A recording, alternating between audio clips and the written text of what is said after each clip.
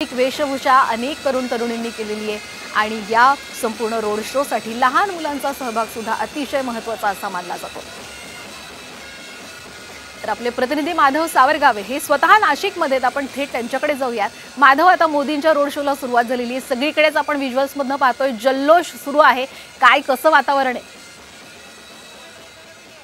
नाशिककर प्रतीक्षित होते की पंतप्रधान नरेंद्र मोदी हे केव्हा येणार आणि जेव्हा पंतप्रधान नरेंद्र मोदी दाखल झाले तेव्हापासूनची ही सगळी दृश्य आपण पाहतो आहोत की प्रचंड उत्साह आहे लोकांमध्ये। नरेंद्र मोदी यांना पाहण्याची जी क्रेज आहे ती अजून कायम आहे आणि ती वाढलेली आहे दिसतंय, कारण रस्त्याच्या दुतर्फा बाजूनं एवढी सिक्युरिटी असताना सुद्धा लोक मात्र त्यांना पाहण्यासाठी आणि त्यांच्यावर पुष्पवृष्टी करण्यासाठी मोठ्या संख्येनं उपस्थित आहेत। आणि आता या क्षणाला रामकुंडाकडे निघत असताना नरेंद्र मोदी त्यांच्यासोबत मुख्यमंत्री एकनाथ शिंदे, दोन मुख्यमंत्री, त्याचबरोबर भारतीय जनता पार्टीचे प्रदेशाध्यक्ष हे त्या व्हॅनवर आहेत आणि सगळ्यांना अभिवादन करतायत। आणि हे अभिवादन करताना त्यांनी आशीर्वाद मागितले। आपण काही दिवसापूर्वी आपण पाहिलं होतं की नरेंद्र मोदी यांनी देशाला आणि महाराष्ट्रातील जनतेला एक काही शब्द सांगितले होते, त्यापैकी एक म्हणजे मला आशीर्वाद द्या, कारण ते आजपासून 11 दिवस राम मंदिराच्या सोहळ्याच्या अगोदर 11 दिवस अनुष्ठानाला बसणार आहेत, म्हणजे अनुष्ठान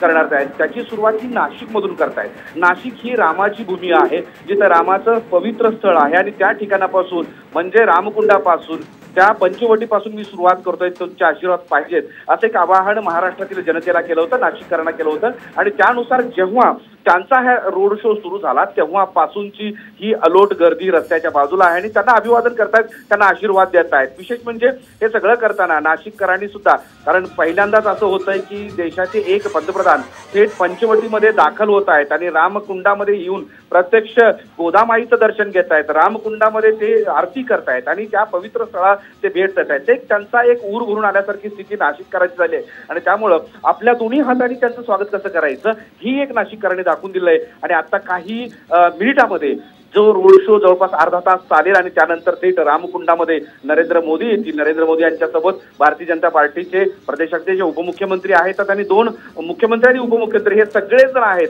पहिल्यांदाच असं होतंय की लोकसभा निवडणुकीच्या पार्श्वभूमीवर एकाच वेळेस नरेंद्र मोदी यांचा ज्यावेळेस रोड शो होतोय त्यावेळेस सत्तेतले सगळे तिन्ही पक्षातले प्रमुख पदाधिकारी या रोड शो मध्ये नरेंद्र मोदी यांच्यासोबत सहभागी झालेत। याचा अर्थ असा आहे की एक तर राम मंदिराच्या अनुष्ठानाची सुरुवात नाशिकमधून करत असताना महाराष्ट्रामध्ये त्यांनी 2-3 महत्त्वाचे मुद्दे मांडलेत। आज जिजाऊ जन्मोत्सव आहे, जिजाऊ जन्मोत्सवाच्या निमित्तानं सुद्धा त्यांनी अभिवादन केलं आहे, त्यांनी शुभेच्छा महाराष्ट्रातील जनतेला दिल्या आहेत। अशा सगळ्या स्थितीमध्ये एक महाराष्ट्रातला मी एक आहे, महाराष्ट्रातली जनता माझ्यासाठी आहे, महाराष्ट्रातील जनतेला मी काहीतरी करणार आहे, महाराष्ट्रासाठी मी काहीतरी देणार आहे, महाराष्ट्रासाठी मी आहे, अशी सगळी भावना त्यांच्या या शब्दामधून होती आणि तो इथं दाखवण्याचा प्रयत्न आता सध्या दिसतो आहे। हा रोड शो जेव्हा निघाला तेव्हापासूनच हे सगळं चित्र जेव्हा रामकुंडावर येईल त्यावेळेस एक वेगळा चित्र इथं दिसेल, कारण रामकुंडाचा हा परिसर एका अर्थानं सकाळपासून त्याची प्रतीक्षा करतो म्हणायला हरकत नाही, कारण तेवढी तयारी मोठ्या प्रमाणात केलेली आहे।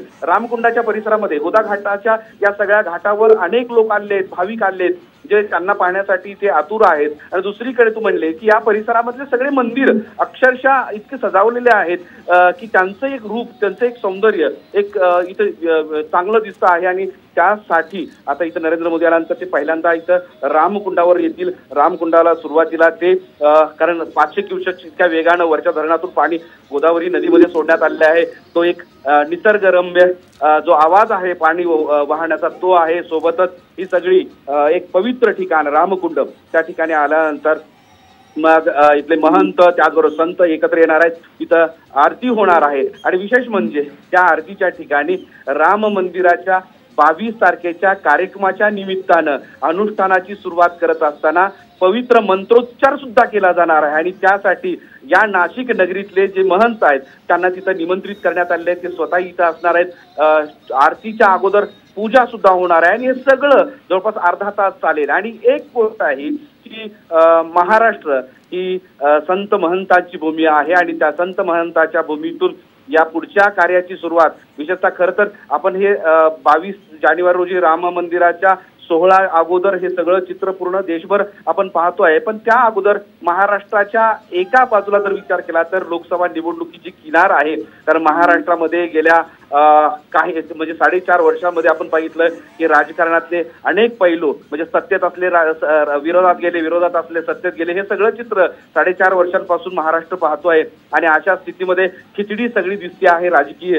त्या राजकीय खिचडीमध्ये लोकसभा निवडणूक अत्यंत महत्वाची आहे आणि ती निवडणूक लढवायची असेल तर महाराष्ट्रातील जनतेला आपलंसं करणं तितकंच महत्वाचं आहे. हे बहुधा नरेंद्र मोदींनी केव्हाच जाणून घेतलंय आणि त्याच अनुषंगानं ही सुरुवात त्यांच्या राजकीय लोकसभेच्या या 3ऱ्या टप्प्यासाठी सुद्धा महत्वाची मानली जाते. त्यामुळे आता हा सगळा जो प्रवास आहे तो केवळ रोड शो नाही तर लोकांच्या मनामनामध्ये लोकांच्या घराघरामध्ये जाण्याचा हा प्रयत्न नरेंद्र मोदींचा आहे. आणि म्हणूनच सोबत महाराष्ट्रातले दिग्गज नेते 2 मुख्यमंत्री 2 उपमुख्यमंत्री भारतीय जनता पार्टीचे प्रदेशाध्यक्ष यांना सोबत घेतला आहे. एकतर राष्ट्रवादी काँग्रेसचे नेते सोबत आहेत म्हणजे अजित पवार सोबत आहेत, त्याचबरोबर एकनाथ शिंदे मुख्यमंत्री स्वतः शिवसेनेचे नेते सोबत आहेत, तो त्याचबरोबर ओबीसीचे नेते म्हणून आणि भारतीय जनता पार्टीचे प्रदेशाध्यक्ष म्हणून बावनकुळे सुद्धा त्यांच्या सोबत आहे. हे सगळं पाहता एक राजकीय समीकरण जुळण्याचाही प्रयत्न या निमित्तानं म्हणायला हरकत नाही आणि त्यामुळं हा जो योगायोग आहे तो इथं जुळून येतो आहे.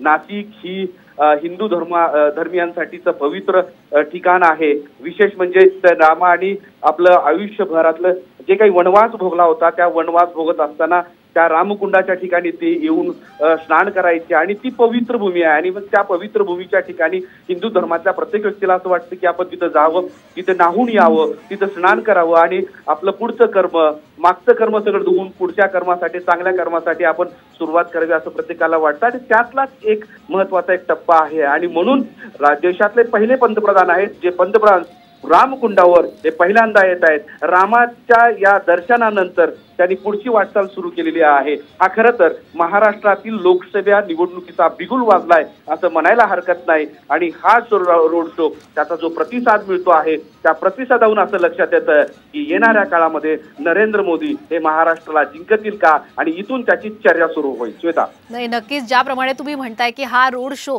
ज्याला उदंड प्रतिसाद मिळतोय निवडणुकीच्या येणाऱ्या लोकसभा निवडणुकीच्या दृष्टीने सुद्धा या रोड शोला प्रचंड महत्त्व प्राप्त झालंय कारण मोदी यांना घराघरा मनामनामध्ये आता बसायचं आणि महाराष्ट्रासाठी हा खूप मोठा आणि महत्त्वाचा दौरा असा मानला जातो.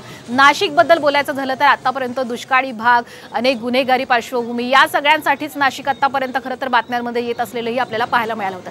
आज मात्र जे नाशिक दिसतंय पंतप्रधान नरेंद्र मोदी यांच्या दौऱ्याच्या निमित्तानं नाशिकमध्ये एक प्रकारे कायापालट झालेला आहे असं म्हणता येईल का. अनेक सोयी सुविधा सुद्धा उपलब्ध करून दिल्या गेलेल्या आहेत. स्वच्छता मोठ्या प्रमाणात झालेली आहे. नाशिककरांमध्ये सुद्धा एक वेगळाच उत्साह पाहायला मिळतो असं म्हणता येईल का. अर्थात नाशिककरांमध्ये प्रचंड उत्साह आहे कारण एक मोठी ऍक्टिव्हिटी इथं होते आहे कारण पंतप्रधान स्वतः इथे येत आहेत आणि नाशिक नगरीला एकाच ठिकाणी नाही तर वेगवेगळ्या 4 ठिकाणी ते भेटत आहेत. आता रोड शो झाल्यानंतर अख्खं अर्ध नाशिक ते फिरणार आहेत. याचा अर्थ प्रशासनाने त्या दृष्टीने संपूर्ण तयारी केली होती. इथलं इन्फ्रास्ट्रक्चर हे गेल्या अनेक वर्षांपासून सुस्थितीत आहे कारण नेहमीच्या पद्धतीनं नाशिक महानगरपालिकेनं अत्यंत उत्तम असं कार्य केलेलं दिसत होतं आणि आज सुद्धा तेच दिसतं आहे.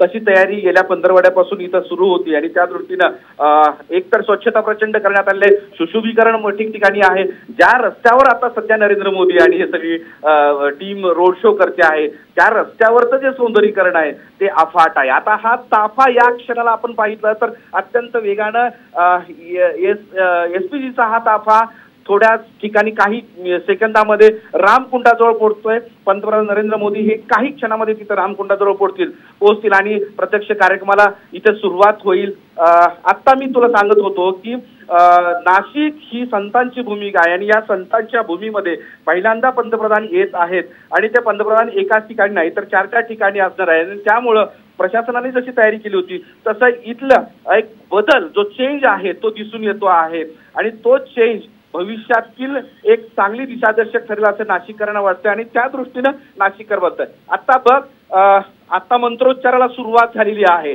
पंतप्रधान नरेंद्र मोदी हे आता रामकुंडाच्या परिसरामध्ये पोहोचलेले आहेत. रामकुंडाच्या ठिकाणी जिथं रामकुंड आहे तिथं प्रभू रामचंद्रांनी स्नान केलेलं होतं. जे वनवासाच्या काळामध्ये ते सातत्यानं इथं यायचे ज्या त्यांच्या पावन यांनी जी भूमी पवित्र झाली. नक्कीच. आता धन्यवाद माधव आपण दिलेल्या या संपूर्ण माहितीबद्दल.